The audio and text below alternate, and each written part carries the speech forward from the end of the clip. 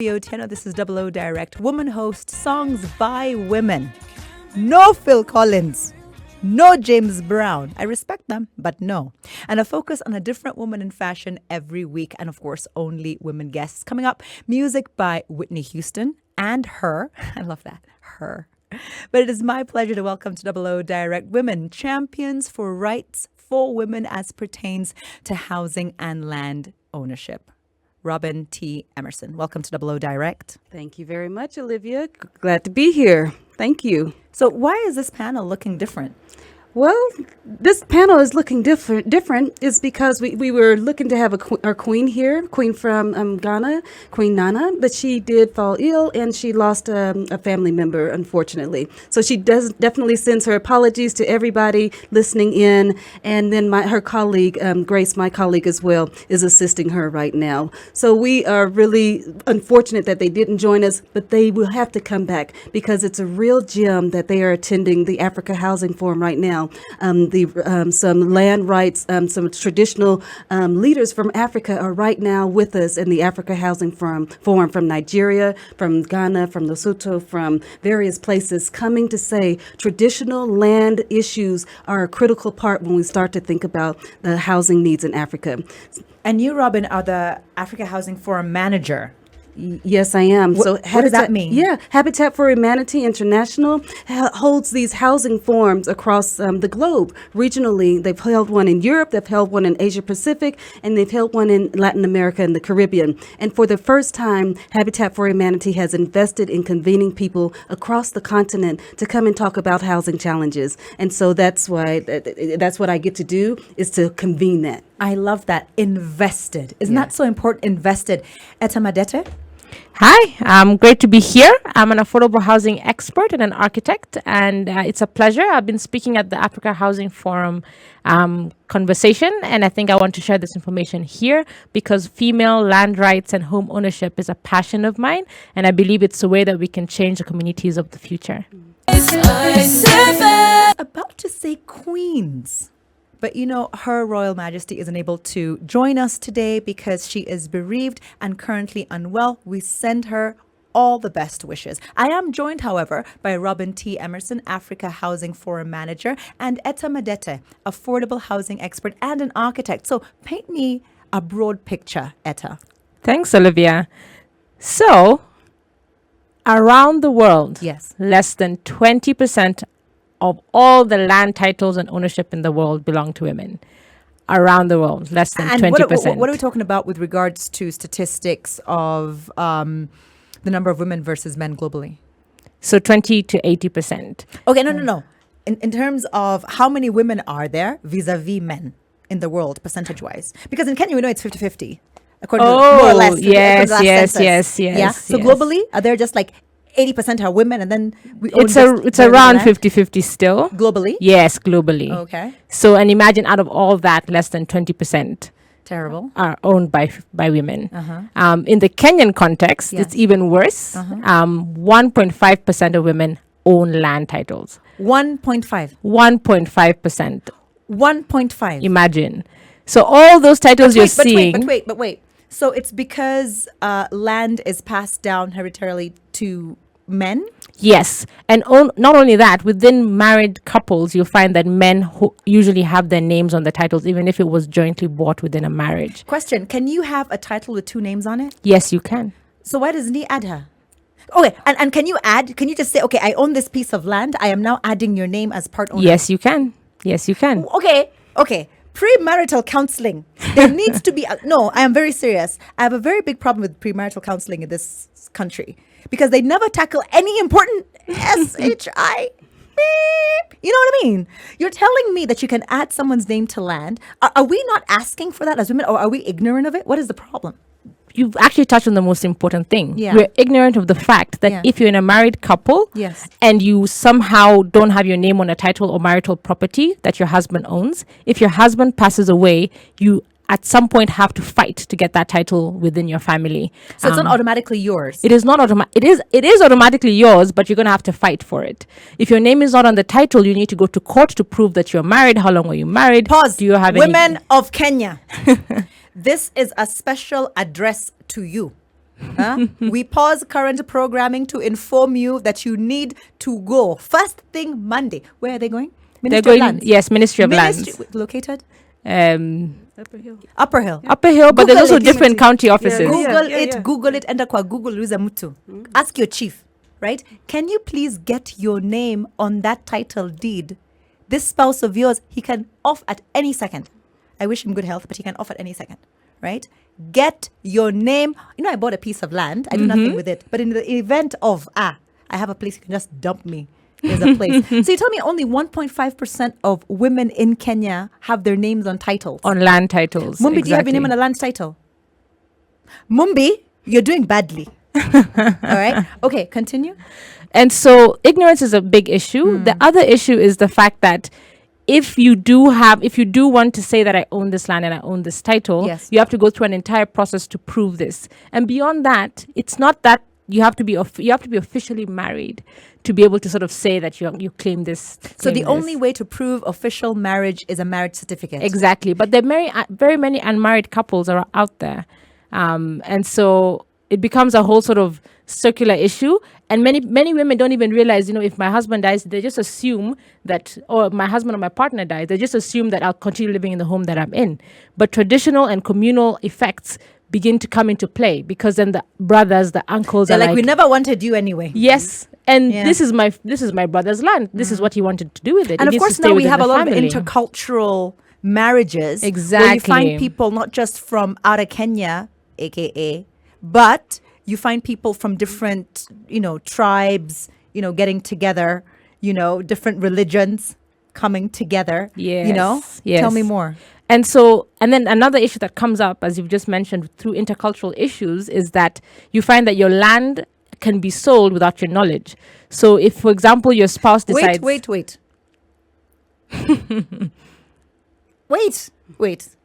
Did you just say that your land can be sold with... Okay, I'm going to pause you and just have Robyn interject, because maybe she'll bring in good news. Well, I don't know so much good news, but what you're talking about and what I'm interested in is the empowerment of women. Yes. The empowerment of women through land rights, their land rights, and home ownership. Because while these things are being sold off from under them, or they're not being included in the thing that can improve their economic status, their social status, and so forth, women are not being empowered and fully here in society. So it is actually... Okay, Etta, interject. Yeah. And just to add on to that, if you do not have land, a title under your name, how do you as a woman begin to leverage your economic power?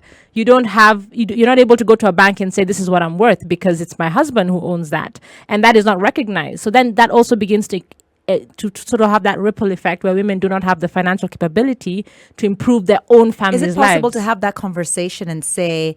land should be passed down to all your children, irrespective of gender? Yes. That's the kind of conversations you guys are having at the Africa Housing Forum? Yes, indeed. Inheritance is also really important. And our Inheritance Act is really well written. In Kenya, we like writing really good documents. Yes. And people are not aware that all land is inherited through all the children, including the men and the women.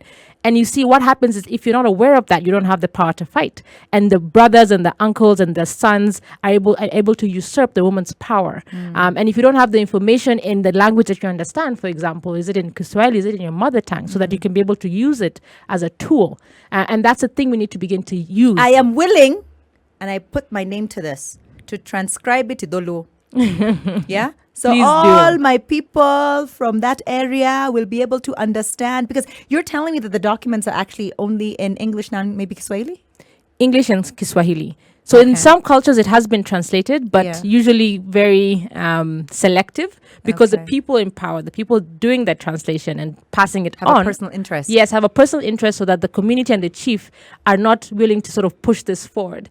And as you know, traditionally, and I'm sitting here with powerful women, is that in a traditional culture, as a woman, you're taken from your father's home and taken to your husband's or your future You're transplanted. home. You're like transplanted to another community. Yes. So the men in that community feel this land should remain with the men, so that it can remain within that family, which is completely incorrect, because women bear the children, women raise the children, women build the community. So it's important that as a woman, you're able to stand firm and make sure that your children and your children's children have somewhere that they can call home. Listening to you is just so beautiful. Robyn T. Emerson, thank you so much for introducing me to this lady, Etta Madete, and bringing her into my world and into my space. I love absolutely, positively everything about her. Yo, Tina, this is Double O Direct, a safe space for women, hosted by a woman, music by women only. Guests are women, and thank you so much, Lepasumi, for dressing me. Today's pics are on our socials, SpiceFM KE. The photos are there. Right now, two amazing women. We're talking about housing and land rights for women. Robyn T. Emerson, Etta Madete. Robyn, she gave us some very shocking statistics. Yes, she's painted a picture of what it is for 1.5% of women in Kenya having access to this asset. It really is an asset that we see that many other people, let me say men, are using it to collateralize their businesses, to collateralize their education, and to collateralize their political ambition. Yes. And so we see women not in those spaces in such numbers. It's because they are struggling to get the capacity to fund these items so that they can continue to have their houses work, their communities work, and so forth. And so you're tethered, if you will, to domestic matters, right? You're tethered. It's a form of subjugation. Completely. You're now tethered to form of slavery. Exactly. What's right? Subsistence living. And so we're saying that is not all that is yours. That's not all that is your right, and that you have access to it. And so we're saying women, let us come together and start to have new conversations. Of course, Robyn. Yeah. And the most important thing to realize is that in a marriage or in a partnership, your contribution as a woman, whether it is paid, unpaid, it is formal, it's a contract, it's a job, it's not a job, it is counted in the Kenyan constitution. It is counted as something that needs to be considered when it comes to marital assets. Your unpaid contribution when it comes to motherly duties, care of your children, care of land, care of property, that is considered a contribution in the marriage. But many women do not know this. They're told that they're dismissed almost initially by their community and told, you know what, all you did was take care of the children. Or raise children. What is your asset? Yeah. What is your leverage? But you have leverage. You can even be able to use that leverage to fight for your land rights. That's why it's important, first of all, to have your name on the title, even as you're getting into a marriage with your own title. So women, I know some of you own land. I know you already own land before you get married or before you get into a partnership. That's okay. Make sure that you understand that you're able to sort of share this, because that land can also be taken away if you're not careful. The land, wait. You're Men telling me know. that the land that I own, Yes, the prior men to- know that they have entitlement to their wife's property. Women don't. So yes, you've come into this marriage with this property and you've declared, oh, husband of mine, this is what I own. The man is like, this is what I own now. Yes. And it's all, and he knows, even if it's on your name, that he's entitled to it. Yes. But women, you're also entitled to whatever he owns. Yes. Has he declared that? Is it clear? So that by the time anything happens, and good health to everyone. Yes. If anything happens, your children are protected. Your children's children are protected, and your family unit is able to stay secure. Robyn, tell me more about this Africa Housing Forum that you're currently managing. Yes, so the Habitat for Humanity, which is around the world and has existed for over 45 years, is now invested in having a conversation and bringing everybody together on the region or here in Africa so that we can talk about this housing shortage. Olivia, there are over 238 million people across Africa that are living in substandard housing that is below the constitutional rights in their country, but also international treaties of decent and adequate housing. Yes. And so we're saying that, listen, and it's compounding, Olivia. It's not that these matters or these numbers just go away the next year when you don't achieve them. Yes. They are there and they are growing and they are compounding. What constitutes decent housing? Yeah.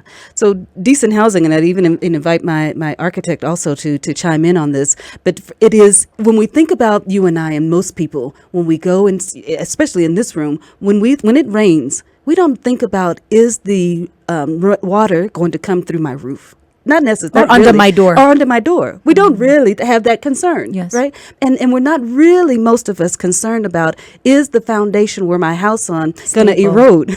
That's not something that we at this table have to really think about on a day-to-day basis. But those 238 million people across this continent, that's the kind of concerns that they're having. Indoor plumbing?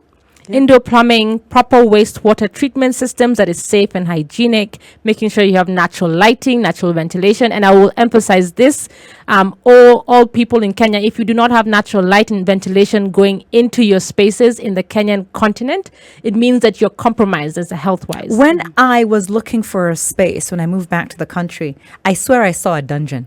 I swear, no. And they're there, and they're there, I was and like, they're approved, and they're built. Exactly, and they're expensive. And they're expensive. Someone was like, I was And like, 10, 20 years down the line, you'll be paying the health cost of not having proper natural lighting and ventilation for you and your children. You cannot raise your children somewhere where they are not able to breathe fresh air when they're sleeping. Yet this is the housing that is provided here. It is not dignified. It is not sustainable. And apparently, it's not even affordable. It's not even affordable on top of everything. Who are present at this Africa Housing Forum organized by Habitat for Humanity? So as we have looked to see who is necessary to be in the room talking about these housing challenges, we did look to see we need everybody there. We need the people that are designing, so the professionals, and we need government who actually has the ultimate responsibility to make certain that this provision is made there. But we also have the private sector, people that are looking at, because the quantity and the numbers of people that need housing, it's a viable business, right? So we need them in the room to hear what the needs are, hear what the concerns and the opportunities are.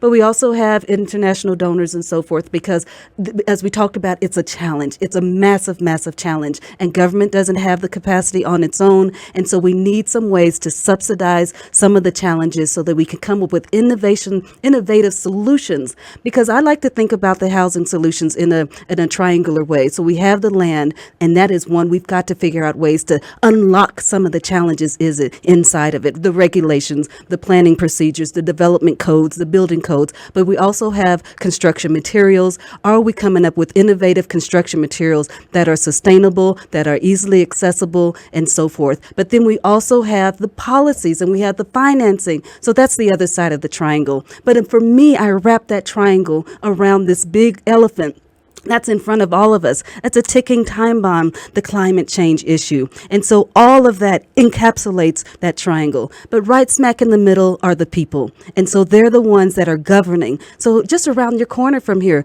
in Mukuru, where they have been evicted, that is a prime case of so many of those things that I talked about failing. Deep into discussions, shock and disbelief regarding housing and land rights for women, not just in this country, but globally. Joining me, two phenomenal women, powerhouses, Robyn T. Emerson, Africa Housing Forum Manager. Remember, the Africa Housing Forum organized, right? Funded, supported, facilitated by Habitat for Humanity, and Etta Madete. Etta, my goodness, you have left such a first impression. I will never in my life forget you. She's a affordable housing expert and an architect. So we've discussed some of the issues. Solutions, Etta? So I want to start with ignorance. It's the most prevailing issue when it comes to women's land rights and home ownership. Women, and the ignorance is not on anyone else but us. We have laws, we have acts, we have rights, which are in our constitution, the Marriage Act, Succession Act, Land Registration Act. All of them feature equal rights. And if you're able to understand, share, give out so that people can understand these, and have your community and your local community get them translated. Talk to the government official. Tell them, now that you want to get elected, please translate all these documents so that us women understand our power. Work together to understand some of these laws and begin to understand how to use this. Please, within marriage context or partnership context, share your information about land ownership. Understand your fears. Understand, what does he own? What do I own? And in the very least, be able to understand what is this title deeds? How do they affect me, whether I'm married or unmarried? Speaking of knowledge and marriage, I got a question on my WhatsApp. People are listening keenly.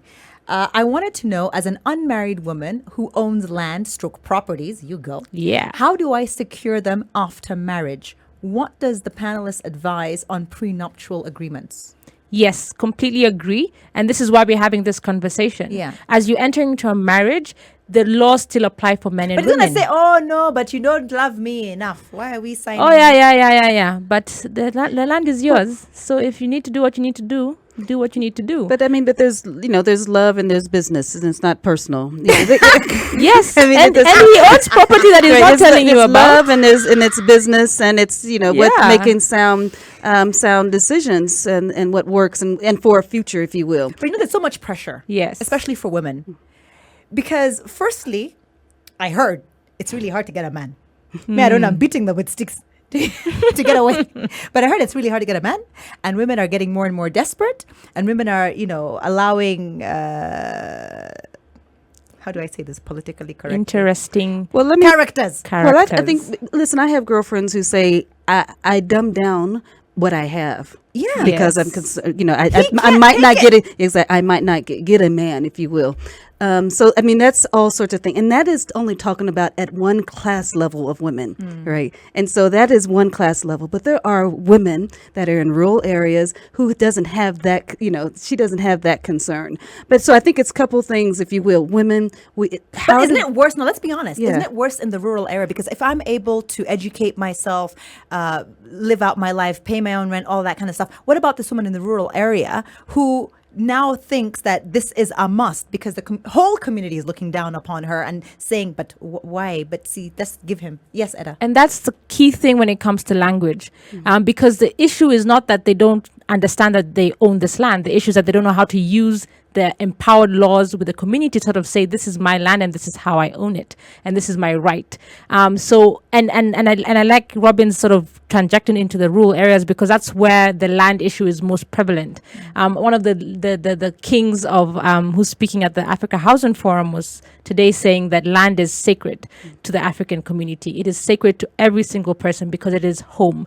And so if you are a married woman, a partner living on land that is yours, you need to make sure that you understand how you own it. And it is up to the community as women to ensure that you understand the laws in the language that you're able to use them to defend it. Robyn, at the forum, who are the people who are advising these women in the rural areas on how to ascertain what they own with regards to land and housing? Who are those people at that forum? Well, there's a wonderful campaign that is underway, Stand for Her Land, and that's held by Landesa, and they are doing just that. They are empowering women in these various areas to know what is your right. How do you optimize this asset? How do you safeguard this asset? How do you make it go down, lineage and so forth, so the benefit can be pulled out and so that it can be extracted for futures and for their todays.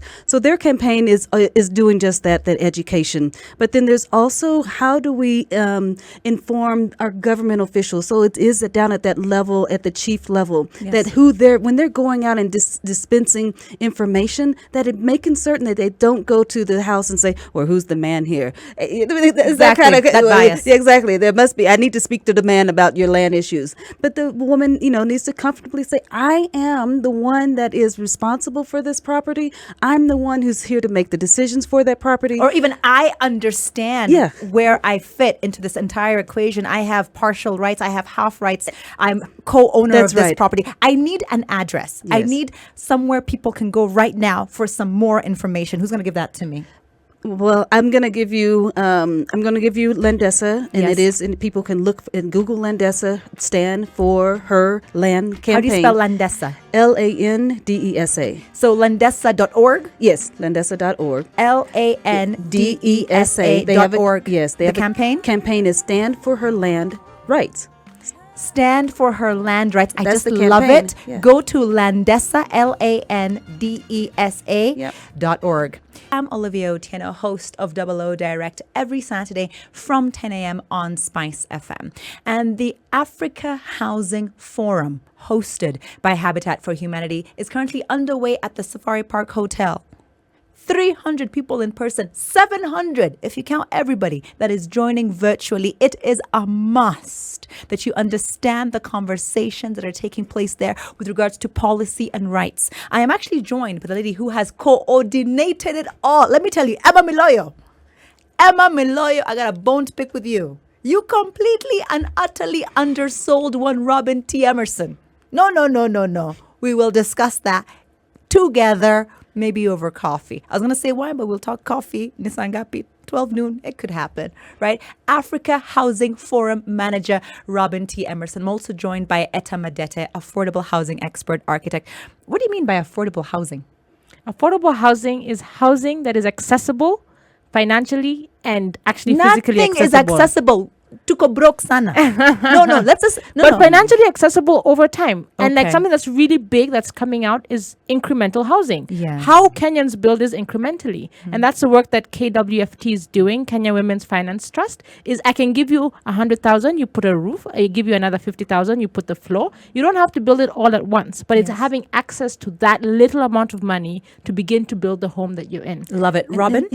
And so, the president made a declaration inside of the big agenda of affordable housing being one of his areas, and that was 500,000 units. And right now we've done a little bit over 1,200 units inside of that, and I think we have 3 or 4 months left, if you will. Yes. And so, but affordable is, when we think about the medium income, it's about 50,000. Yes. And so, if you do financial theory, you want to pay no more than a third of your income to your housing. Yes. And so that's something of 15,000 shillings a month. You should have access to that.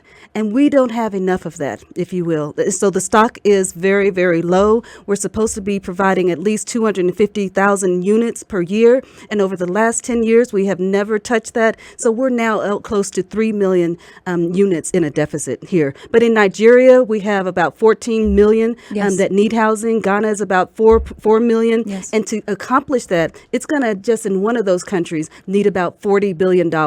And so the issue is, the thing about that, it sounds like a lot, but housing as an industry and construction is such a huge contributor to the GDP. Yes. Housing and construction is 16%. So you have jobs, you have manufacturing, you have so much. And even here, the PS in its affordable housing did a brilliant thing in working with Jewel College, is they went to them and said, you metal workers are going to provide all the doors to all of these houses that we're going to do. So that's exactly what you want. And so that we're not shipping in on boats some of these things that can be provided here and grow this economy. Love it. Etta?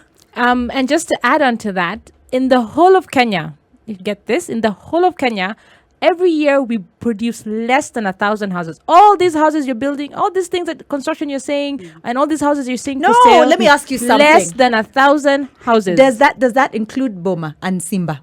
Yes. No. Yes.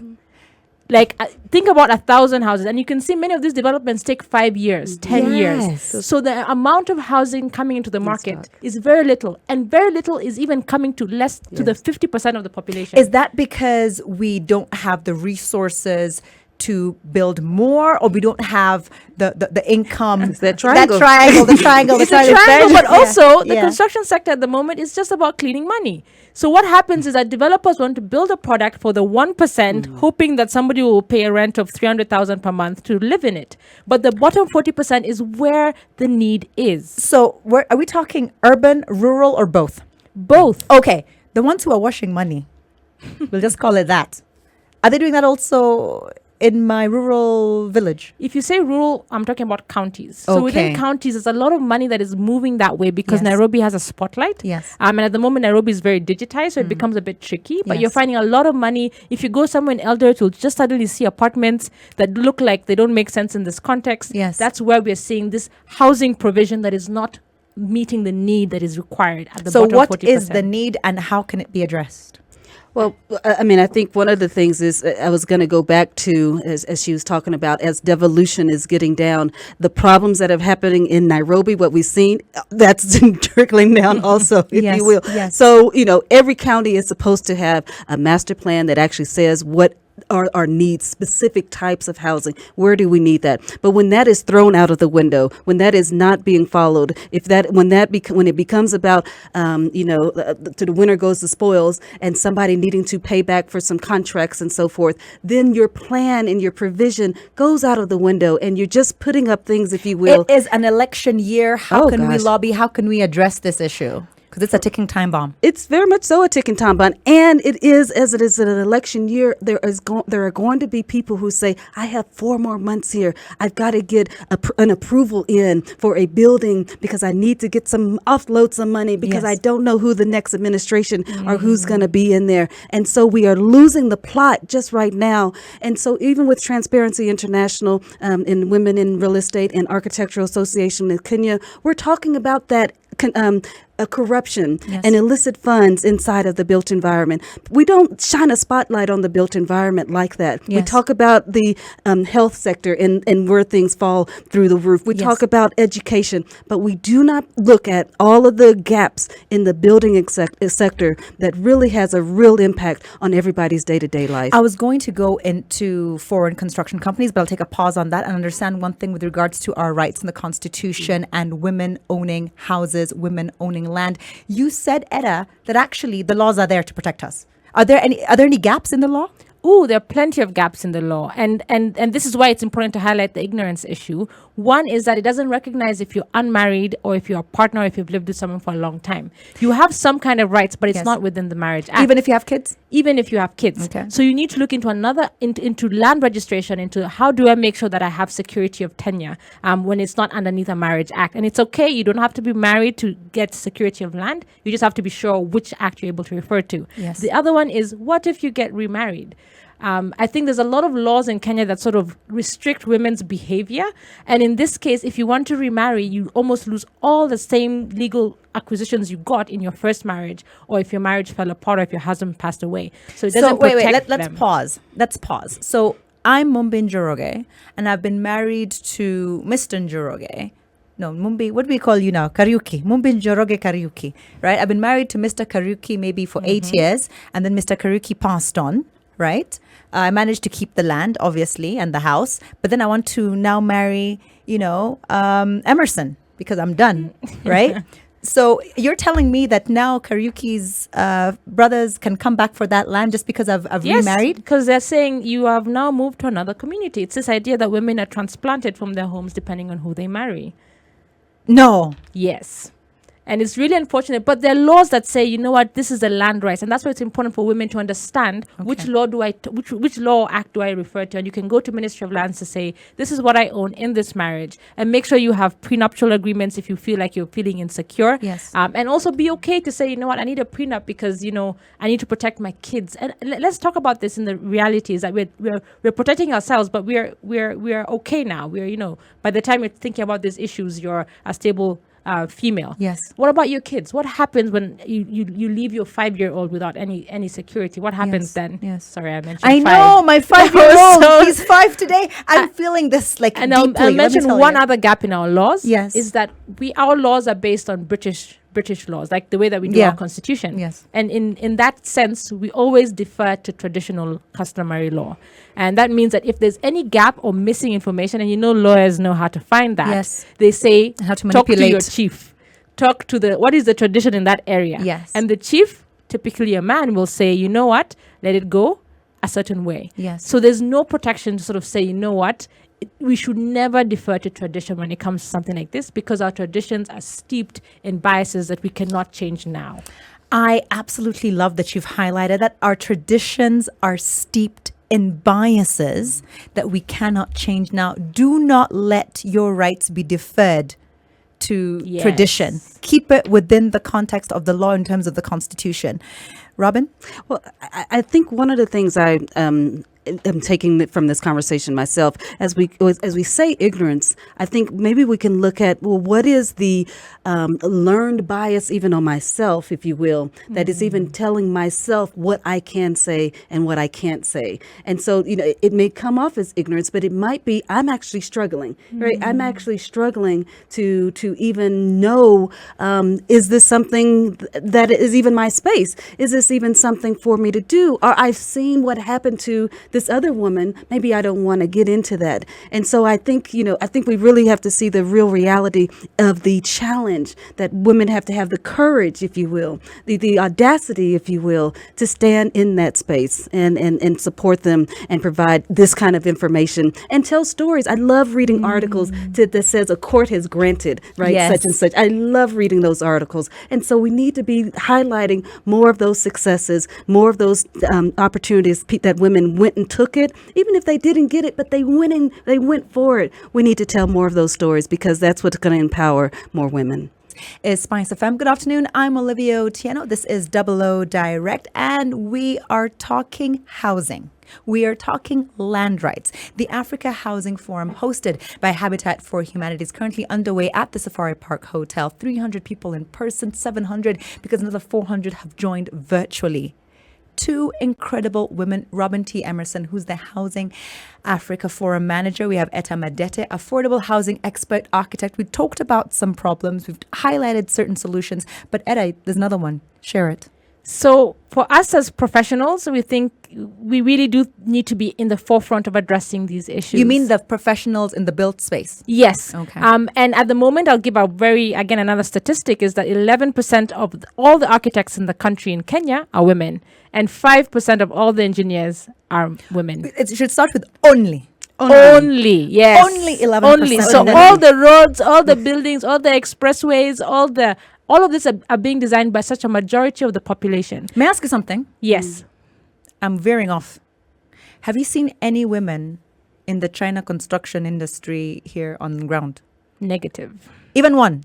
Not even one? No, not one. So we're doing badly, but maybe they're more worse. They're definitely worse, and that's the issue that I wanted to touch on. Is that as professionals, we need to also be in this situation. We need to be able to have gender lens designed at the forefront of our projects. And that's what you're doing? And that's what I'm doing. At BuildX Studio, it's an architectural firm based here. We have an affordable housing project called Zima Homes. And this project has gender lens in mind. 50% of the directors and the managers of this project are women. 50% of the architects and professionals working on this project are women. And that just means that on the table, when we're designing spaces, when we're designing how the building will work and function, we're thinking about women. And then 50% because of we construction spend so much of our workers- time there. Yeah. We're the ones who are managing that home, making sure it has this functionality, and it is not working for us. Exactly. And beyond that, we're working with Build Her. It's a company that trains women in construction. And in there, we have 50% of the laborers and the construction workers will be women. Because even then, we need to be able to address how is this building addressing the issue of labor and home ownership. Tatu, she's from Build Her, isn't Yes, she? yes. I And had Build her. Her is a sister company to BuildX Studio. I love it. Robyn, I know that you have to leave. You're actually heading back to the safari park. You actually left, didn't you? I stepped away and I handed over the steering wheel to come here because it's such an important issue. But we're going back for the closing ceremony where we're wrapping up and we're listening to all of the discussions that are coming out. But really, we hope that we can hear the commitments that people are making, that they're taking away. So your parting words here on Double O Direct before I release you? My parting words are, listen, the fullness of, if you will, we hear this, the fullness of is available to all of us. And so let each and every one of us think about there are real and perceived barriers to the participation in everything that's available to us. Some of the things might need to be structurally changed. Some of the things might need to be internally changed. And so we need to all work to that so that we can have all of us taking participation in all of the economic growth that is available to us so that we can take this country together to the heights that we know it can go. But we need everybody participating fully. I absolutely love that. Now, give me an address where you want people to go to. One address where you think you're going to get some ideas, some answers, some solutions here. Well, I want them to go to africahousingforum.org. That's where I want them to go. We are collecting this. You'll find the recordings from all of the discussions. We'll find information there. That's where I want you to go, africahousingforum.org. africahousingforum.org. You heard it from the Housing Forum manager herself. Her name is Robyn T. Emerson. Have a wonderful, wonderful weekend. Thank you.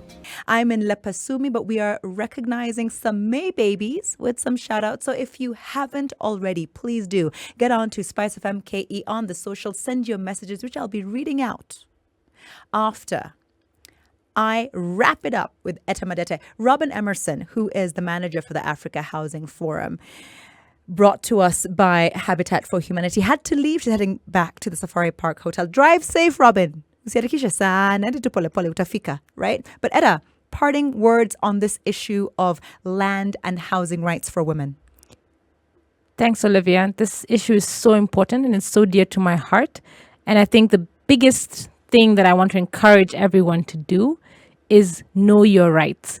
That moment when the policeman stops you and he's entering your car and you're like, I know my rights. The guy just walks away. And it's the same issue when it comes to land rights and home ownership. But the issue is magnified because this is your home. This is your land. This is your children's land, your children's children. So know your rights.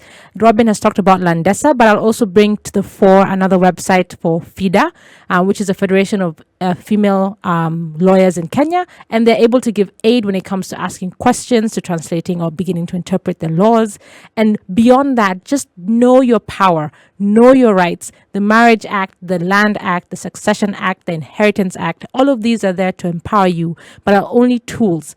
You need to be able to use them. I love that. So 3 sites you've identified today: africahousingforum.org, landesa.co.ke, and fidakenya.org. Yes. So just Google FIDA, Google Landesa, Google Africa Housing Forum. Yes. And that way you'll immerse yourself in knowledge, and knowledge is power. Know your rights. She's an affordable housing expert. She's an architect. Her name is Etta Madete. But what does she know about 90s, noughties music? Oh, no. Oh, no. Ambushed. We're going to be doing some trivia in a bit. Artist? Destiny's Child. Track? Jumpin'. Yes, jumpin', twice, like butros. All right, Yes. that's really good. Let me give you some applause for that. And to thank you for joining me, being my guest on Double O Direct. I learned so much. So did I. learned It's been so a pleasure. It's been a pleasure sharing, and I'm hoping that we can be inspired to be better. Excellent. Etta Madete, enjoy your weekend. Thank you, Olivia. I said